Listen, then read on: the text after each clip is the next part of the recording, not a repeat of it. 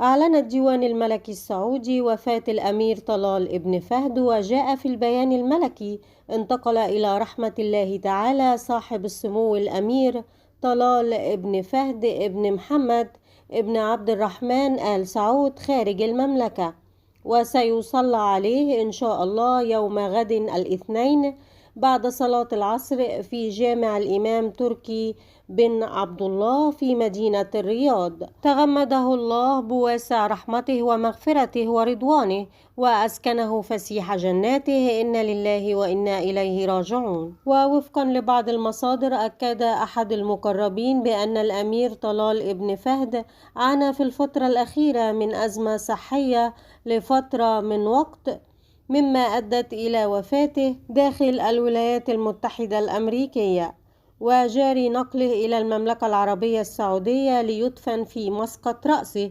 هذا مع العلم أنه إثر وفاته انتشر العديد من التغريدات ينعون المتوفي ويدعون له بالرحمة والمغفرة. تعازينا لأهله ومحبيه وزويه، داعين الله أن يلهم أهله الصبر والسلوان.